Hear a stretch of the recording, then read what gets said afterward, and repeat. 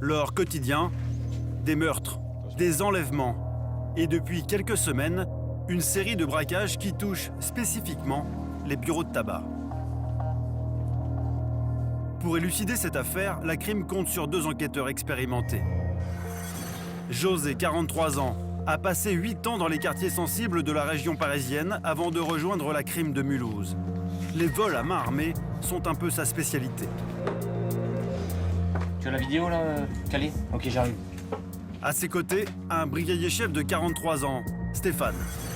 Dans sa famille, on est policier de père en fils depuis 4 générations. Un héritage précieux qui l'aide chaque jour sur le terrain. Je vais prendre mon petit calepin pour me mettre des notes. Depuis 1 an, 10 tabacs ont été victimes de vols à main armée sur Mulhouse. Le dernier en date s'est produit 3 jours plus tôt. Les policiers se demandent s'ils ont affaire à un ou plusieurs hommes. Avec ce nouveau braquage, José et Stéphane espèrent obtenir quelques éléments de réponse. On sait qu'il y a eu un vol à main armée commis par un individu à 13h45 dans un débit de tabac et on ne sait rien d'autre. Voilà. Pour l'instant, les enquêteurs n'en savent pas plus. Mais une nouvelle donnée pourrait faire démarrer leur enquête. Les caméras de vidéosurveillance du dernier tabac braqué ont filmé le vol en intégralité. Et voilà ce que les policiers vont découvrir. Comme à chaque fois, tout s'est passé très vite, en 28 secondes exactement. À peine rentré à l'intérieur du tabac, le voleur pointe son arme en direction des 2 employés derrière le comptoir. Tandis que la première s'éclipse dans l'arrière-boutique, la seconde, acculée et sous le choc, s'empresse de vider le contenu de son tiroir-caisse pour le remettre au malfaiteur. Mais pas seulement. Regarde. Regarde ce qu'elle lui donne. Regarde. Des au rouge. Il demande des au rouge. Une marque de cigarette comme indice. Cela peut paraître anecdotique, mais pourtant les policiers vont s'en servir tout au long de leur enquête. Autre détail qui a son importance, la tenue vestimentaire du suspect. Un sweatshirt de couleur sombre aux inscriptions fluorescentes orange. C'est important de noter tous ces petits détails. Ah oui. Et c'est peut-être des détails qui serviront tôt ou tard. Dans cette affaire, chaque détail compte, car le voleur s'est montré extrêmement prudent. Son visage était masqué et il portait des gants. Et tu vois, regarde, il touche rien. Non. Il touche rien, c'est vite fait. Et il connaît. Il n'a rien touché, il s'est fait remettre, donc on n'a pas de police technique et scientifique. Aucune empreinte, pas d'ADN, rien. La tâche s'annonce difficile pour les enquêteurs. Alors pour tenter de définir le profil de leur suspect, ils vont regarder la vidéo du braquage à plusieurs reprises, à la recherche du moindre indice. Après une demi-heure de visionnage, les policiers vont s'attacher à la seule caractéristique physique exploitable, la taille de l'individu. Laisse-le se mettre bien droit. Clac.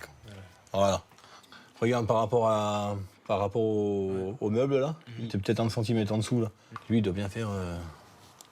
Plus d'un mètre 80. Il faut qu'on aille vérifier, il faut qu'on aille mesurer là. Hein. Définir le profil du suspect en partant de sa taille. Voilà à partir de quoi José et Stéphane vont pouvoir démarrer leur enquête. Cet élément va peut-être permettre aux policiers de remonter la trace de ces braqueurs en série de petits commerces. Alors José et Stéphane partent immédiatement sur le lieu du vol pour vérifier leur première constatation. Bonjour. Ça va? Pour connaître la taille présumée du suspect, les policiers sont venus mesurer la hauteur du distributeur de boissons. Car sur les images de vidéosurveillance, ils ont remarqué que la tête du braqueur se trouvait au même niveau que le haut du meuble. Combien? À 82. Le malfaiteur serait donc un homme de grande taille. Une indication précieuse pour les enquêteurs, car cet employé, pourtant présent au moment des faits, ne se souvient d'aucun détail en particulier. Ok. Vous avez eu peur? Oui, très. Ça a duré longtemps? Non, 1 minute même pas, 1 ou 2 minutes. Et ça passe. J'ai remarqué. Lors du vol à main armée, cette jeune femme s'était réfugiée dans l'arrière-boutique.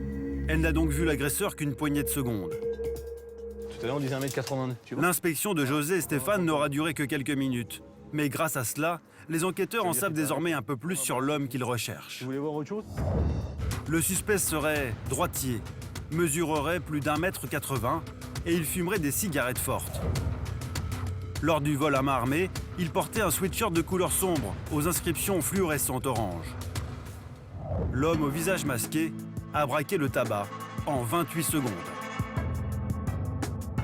Mais est-il passé complètement inaperçu dans le quartier? C'est toute la question que les enquêteurs se posent. Alors pendant plusieurs jours, José et Stéphane vont interroger les riverains qui vivent autour du tabac. Soit une dizaine de pâtés de maison à visiter, avec toujours la même question. Quelqu'un a-t-il vu un homme masqué avec un sweatshirt de couleur sombre aux inscriptions fluorescentes orange? Là, c'est la police. Vers 15h, vendredi dernier, vous avez rien vu du tout, hein? Vous avez rien de particulier, hein? Les jours passent et les enquêteurs sont toujours à la recherche du moindre indice. Autour de 15h, vous n'avez rien remarqué de particulier, À la recherche de la moindre information qui pourrait les aider à remonter jusqu'au braqueur. Mais toujours rien. La persévérance des policiers va finir par payer ce jour-là, dans ce pavillon. Une témoin va enfin apporter de nouveaux éléments aux enquêteurs.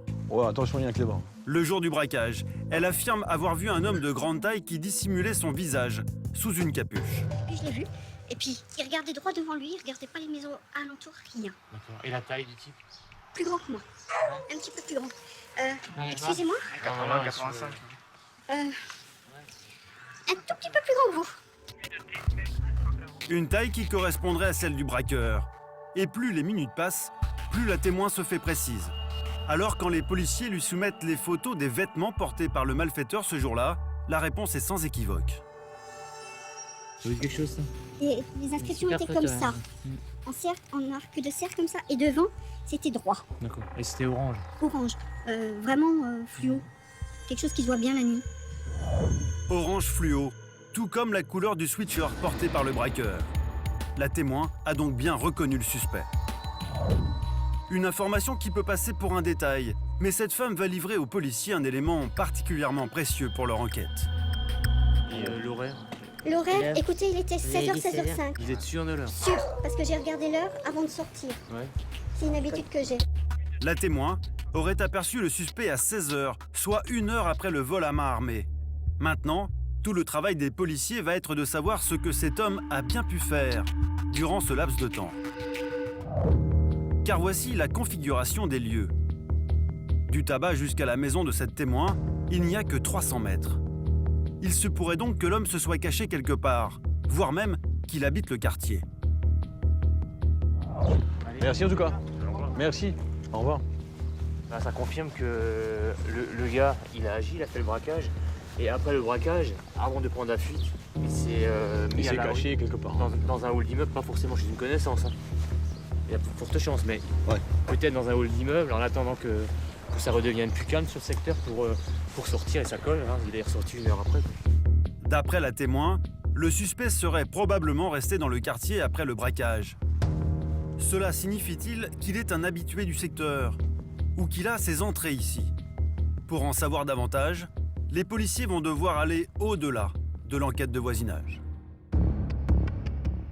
Alors, pour poursuivre leurs investigations, les hommes de la crime vont reprendre l'enquête depuis le départ. Notamment en auditionnant les personnes impliquées dans cette affaire. À commencer par la deuxième employée du tabac. Oui, bonjour. Ah, c'est vous? Ça va? Oui, c'est moi. C'est par là. Pendant 28 secondes, cette femme s'est retrouvée face à face avec le suspect et son arme. 2 semaines après les faits, l'employé est encore choqué. Et après 10 minutes d'interrogatoire, Stéphane va comprendre pourquoi. Ce n'est pas la première fois que cette femme se retrouve face à un homme armé. C'est le deuxième vol à main armée dont vous êtes victime, hein? En l'espace de combien de temps? Il y a 2 ans, je crois. Ouais. Il y a 3 ans. Donc, vous travaillez plus là? Vous avez arrêté? Terminé? 2 agressions, c'est bon, non, j'en aurais pas trop de tabac. Ouais. Purée. J'arrête définitivement le reste. Suite au vol à main armée, l'employé du tabac a décidé d'arrêter de travailler. La victime est encore fragile, mais son témoignage pourrait faire avancer l'enquête des policiers. Alors Stéphane va lui demander de se souvenir du moindre détail qui aurait pu l'interpeller. Il n'y a pas un détail qui vient. Au niveau des yeux, tout ça, il avait les yeux. Les yeux, j'ai pas regardé ses yeux. Vous n'avez pas regardé les yeux. Non, Hein. quand même, non. Comme dit, j'ai regardé. Et la peau? L'audition se poursuit et l'enquêteur n'a toujours rien obtenu. Mais au bout d'une demi-heure, l'employé va finir par révéler aux policiers un souvenir bien précis concernant son agresseur. Mais il avait vraiment une cagoule comme les motards. Oui, La d'accord. cagoule de motard, la casquette, la capuche. Une cagoule, hein, c'est ça? De motard. Hein. Oui, mais c'était... On voyait juste trois voilà. deux yeux et la bouche. Ouais. Ou on voyait la bouche ou pas? Ou juste les Je yeux? sais plus, mais les yeux, oui, c'est sûr, mais je sais plus la bouche. Pour la victime, le braqueur portait une cagoule. Un nouvel élément qui pourrait s'avérer décisif si des perquisitions ont lieu par la suite au domicile du suspect. Et vous n'avez pas fait attention à la couleur des yeux? Hein. Non, pas du tout. L'audition continue, mais l'enquêteur n'en apprendra pas plus. J'accompagne. Pardon.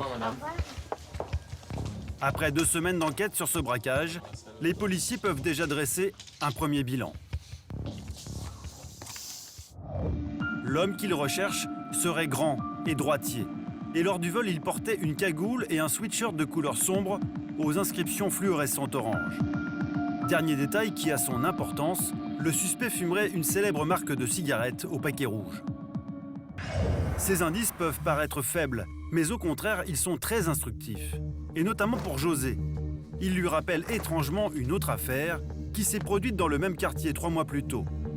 La victime était déjà un bar-tabac.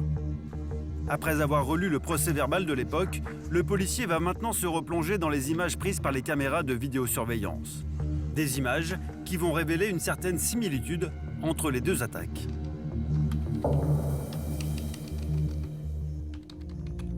Voilà, individu.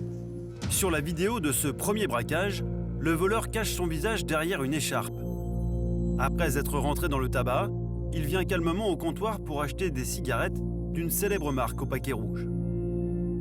Des cigarettes qu'il va régler en petite monnaie afin d'avoir le temps d'observer le contenu de la caisse. Il fait mine de repartir quand soudain, il fait volte-face et braque une arme en direction de l'employé. En quelques secondes, le voleur s'empare de l'argent, puis disparaît. Une vidéo très intéressante pour l'enquêteur. On pense au prime abord qu'on n'a pas grand-chose, mais à bien y regarder, en fait, on a quand même beaucoup d'éléments. Voilà. Premier élément repéré par José. Lors des 2 braquages, les malfaiteurs se sont fait remettre des paquets de la même marque. Et pour l'enquêteur, ce n'est qu'un début car un autre détail l'intéresse déjà. Donc on voit, on a affaire à un individu, masculin, voilà, qui mesure 1,82 m puisqu'on a mesuré par rapport au décor du bureau de tabac. Il y a 3 mois, José avait mesuré la hauteur du meuble situé à droite de la caisse.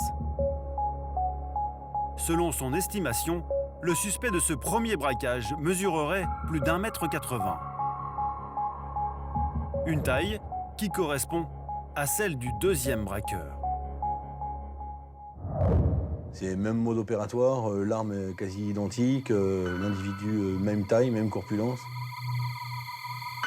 Alors pour essayer de découvrir si le même homme aurait pu commettre les 2 vols à main armée, José va poursuivre cette enquête commencée 3 mois plus tôt, en s'intéressant une nouvelle fois aux vêtements portés par le suspect ce jour-là.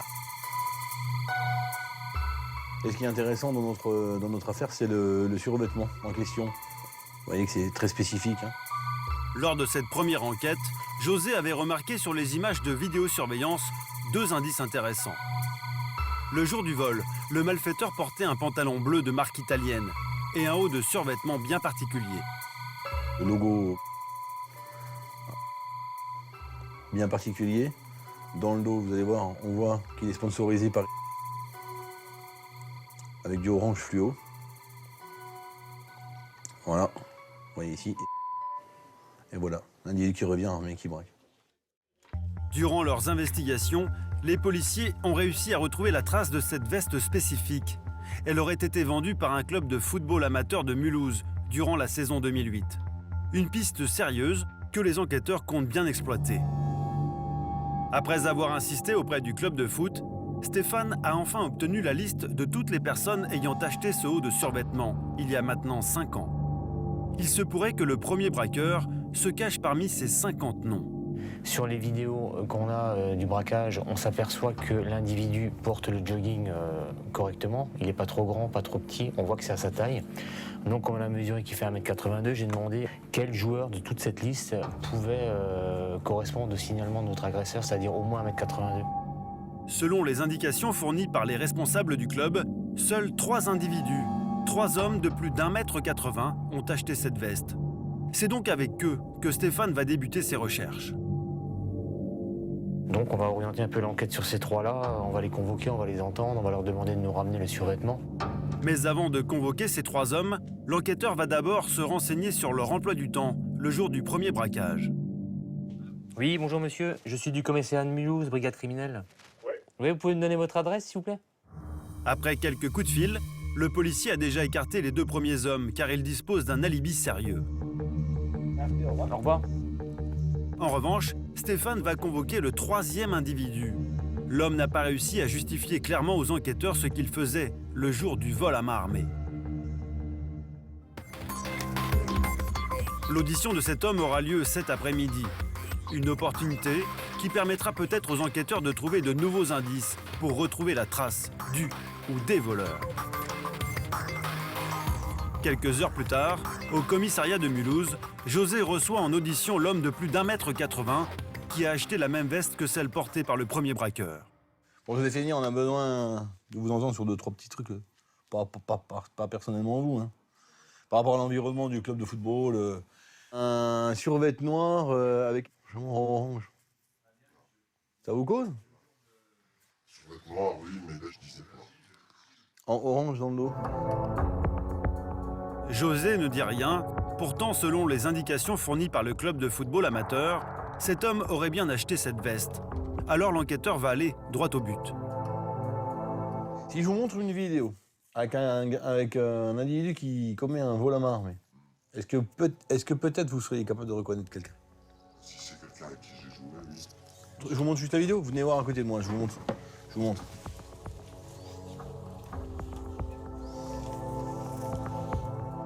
Ce visage, franchement,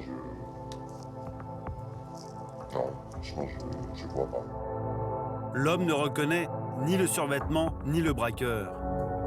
Mais José se demande si le braqueur ne pourrait pas être tout simplement l'homme à côté de lui. D'après la vidéo, le voleur serait fumeur et droitier. Alors l'enquêteur va vérifier si cet homme l'est aussi. Si vous voulez fumer, vous pouvez fumer. Hein. Non, y a pas de souci. Vous êtes fumeur? Je suis fumeur. On s'en fume une?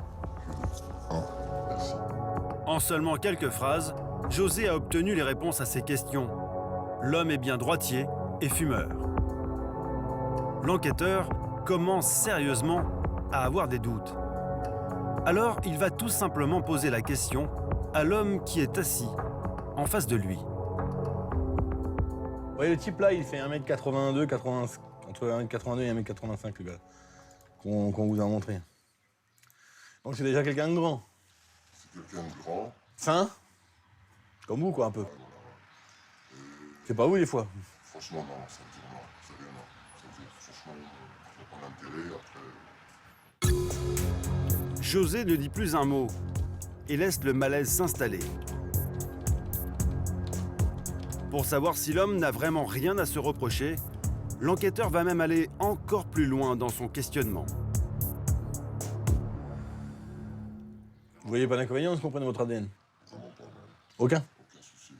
Parce qu'on a l'ADN du mec, mais... Pas de problème. Pour José, c'est un signe.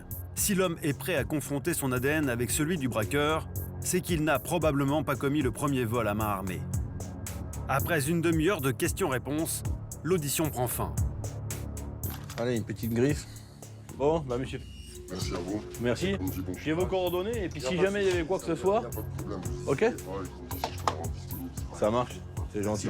Merci à vous. Merci. Finalement, José ne prélèvera pas l'ADN de cet homme car il ne lui sert à rien.